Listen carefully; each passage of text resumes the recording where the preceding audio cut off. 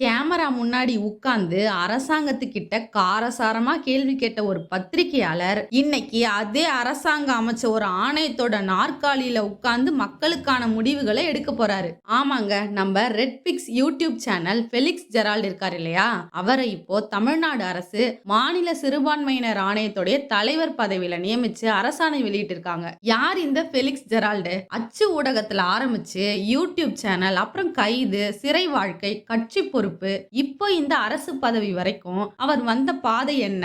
முன்னாடி இந்த பதவியில இருந்தவங்களை விட இவர் எப்படி வித்தியாசப்படுறாரு? முக்கியமா இந்த நியமனத்தை பத்தி கிளம்பி இருக்கிற கடுமையான விமர்சனங்கள் என்ன? எல்லாத்தையுமே ரொம்ப ஓப்பனா இந்த வீடியோல நம்ம பார்க்க போறோம். வீடியோவை ஸ்கிப் பண்ணாம கடைசி வரைக்கும் பாருங்க. வாங்க வீடியோக்குள்ள போலாம். முதல்ல இவர் யாரு, எங்க இருந்து வந்தாருன்னு பார்த்தா, இவர் ஒரே நாள்ல சடனா பிரபலமானவர் கிடையாதுங்க.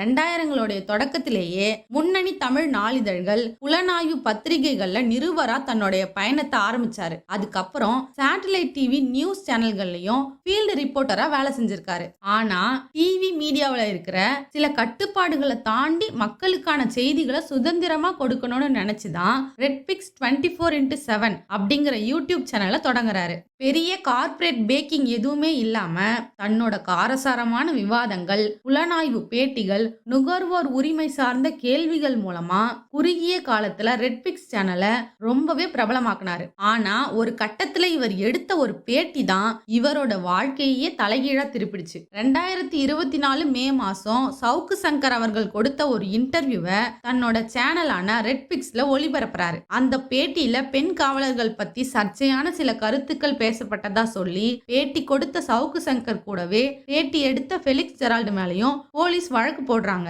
டெல்லியில இருந்தவரை தமிழ்நாடு தனிப்படை போலீஸ் அங்கேயே போய் கைது செஞ்சு சென்னைக்கு கூட்டிட்டு வராங்க. ஒரு பத்திரிகையாளரா பேட்டி எடுப்பது மட்டும்தான் என் வேலை, பேசுறவர் பேசுற கருத்துக்கு நான் பொறுப்பில்லை அப்படின்னு ஊடக சுதந்திரத்துக்காக நீதிமன்றத்துல போராடி பல வார சிறைவாசத்துக்கு அப்புறம் தான் இவருக்கு ஜாமீனே கிடைக்குது. அதுக்கப்புறம் 2025 செப்டம்பர்ல கரூர் சம்பவம் தொடர்பா வந்த சில தகவல்களினாலையும் இவர் மேல மீண்டும் வழக்கு பாயுது. இதெல்லாம் முடிஞ்சு ஊடக பொறுப்புகள்ல இருந்து விலகி தமிழக வெற்றி கழகத்துல இணைஞ்சு அதோட தேசிய ஊடக பேச்சாளராகவும் செயல்பட்டு வந்தாரு. இப்போ விஷயத்துக்கு வருவோம். இவருக்கு இந்த பதவி கொடுத்திருக்காங்களே, இதுக்கு முன்னாடி இந்த நாற்காலியில யார் யாரெல்லாம் இருந்தாங்க, அவங்கள விட இவர் எப்படி வித்தியாசப்படுறாரு அப்படின்னு பார்த்தா ஒரு சுவாரஸ்யமான விஷயம் புரியும். முன்னாடி திமுக ஆட்சியில இந்த பதவியில இருந்தவர் எஸ் பீட்டர் அல்போன்ஸ். அவர் காங்கிரஸ் கட்சியோடைய மூத்த அரசியல்வாதி, 3 முறை எம்எல்ஏவா இருந்தவர். அவர் முழுக்க முழுக்க சட்டங்கள், சட்டமன்ற அரசியல் அனுபவத்தை வச்சு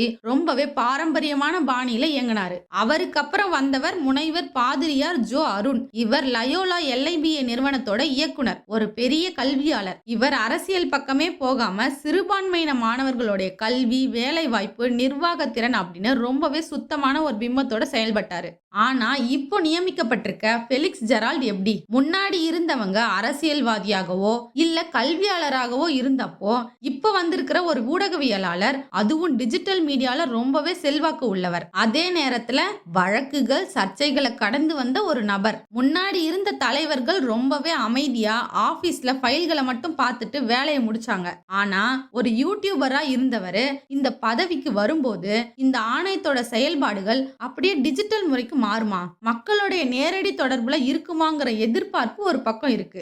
அதே நேரத்துல இவருக்கு பதவி கிடைச்ச உடனே நம்ம பாராட்டிட்டே எல்லாம் போக முடியாது. இந்த நியமனத்தை பத்தி பல தீவிரமான விமர்சனங்களும் கேள்விகளும் இருக்கு. நான் நடுநிலையான ஒரு பத்திரிகையாளர், மக்கள் பக்கம் நிக்கிற ஒரு சுயாதீன ஊடகவியலாளர்னு இத்தனை வருஷமா பேசினாரு. ஆனா சிறைக்கு போயிட்டு வந்த கொஞ்ச நாள்லயே ஒரு அரசியல் கட்சியில சேர்ந்து பொறுப்பையும் வாங்குறாரு. இப்போ அதே ஆளுங்கட்சியில இருந்து அரசு பதவியையும் வாங்குறாரு.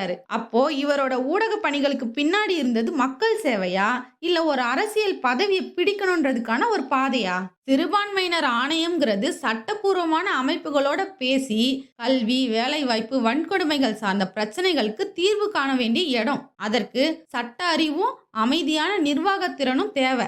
யூடியூப்ல வியூஸ் வாங்குறதுக்கும் சர்ச்சையா பேசி லைம் லைட்ல இருக்கிறதுக்கும் திறமை இருந்தா போதும். ஆனா நிர்வாக ரீதியா ஒரு ஆணையத்தை நடத்த அது மட்டும் போதாது. சிறுபான்மையின மக்களுக்காக பல வருடமா களத்துல நின்னு போராடுற சமூக செயல்பாட்டாளர்கள், மூத்த கல்வியாளர்கள் எத்தனையோ பேர் இருக்காங்க. அவங்களையெல்லாம் விட்டுட்டு கட்சி பிரச்சாரத்திலையும் ஊடகங்களிலும் ஆளுங்கட்சிக்கு ஆதரவா பேசின ஒருத்தருக்கு உடனடியா பரிசா இந்த பதவி தூக்கி கொடுத்திருக்காங்கன்றது தான் அடுத்த கேள்வி. இவர் கைது செய்யப்பட்டதே பெண் காவலர்களை பற்றிய சர்ச்சையான பேச்சுக்களை தனது சேனல்ல எடிட் செய்யாம ஒளிபரப்பிய வழக்குல தான். பெண்களை பற்றி தவறாக பேசிய நேர்காணலை வெளியிட்ட வழக்குல சிக்கிய ஒருவரை ஒரு மாநில ஆணையத்தின் தலைவரா நியமிப்பது எந்த வகையில நியாயமா இருக்கும்? கேமரா முன்னாடி உட்கார்ந்து அரசு இதை செய்யல அதை செய்யலன்னு கேள்வி கேட்டவரு இப்ப அவரே அரசாங்கத்தோட ஒரு அங்கமா நாற்காலியில உட்கார்ந்துட்டாரு. அப்போ கேள்வி கேட்ட அதே துணிச்சலோட இப்போ சிறுபான்மையின மக்களுக்கு தேவையானதை அரசிடமிருந்து செஞ்சு கொடுப்பாரா, இல்ல நாற்காலி கிடைச்சதும் அமைதியாயிடுவாரா? என்ன மக்களே, அதிகாரம் அப்படிங்கிறது ஒரு சலுகை கிடையாது, அது மிகப்பெரிய பொறுப்பு. ஒரு பத்திரிகையாளரா கேள்வி கேட்ட இடத்துல இருந்த ஃபெலிக்ஸ் ஜெரால்டு இன்னைக்கு பதில் சொல்ல வேண்டிய இடத்துல உட்கார்ந்துருக்காரு. முந்தைய தலைவர்கள் மாதிரி ஃபைல்களை மட்டும் நகர்த்த போறாரா, இல்ல ஊடக அனுபவத்தை வச்சு இந்த ஆணையத்தை மக்களுக்கான ஒரு பவர்ஃபுல்லான அமைப்பா மாத்த போறாராங்கிறத பொறுத்து தான் பார்க்கணும். கேள்வி கேட்டவர் பதில் சொல்ற இடத்துக்கு வந்த இந்த நியமனத்தையும் இவர் மேல வைக்கப்படுற விமர்சனங்களையும் நீங்க எப்படி பாக்குறீங்க? உங்களோட நேர்மையான கருத்துக்களை மறக்காம கீழே கமெண்ட் பண்ணுங்க. வீடியோ பிடிச்சிருந்தா லைக் பண்ணுங்க, ஷேர் பண்ணுங்க, நம்ம சேனலை சப்ஸ்கிரைப் பண்ணுங்க. அடுத்த வீடியோல சந்திப்போம். நன்றி மக்களே.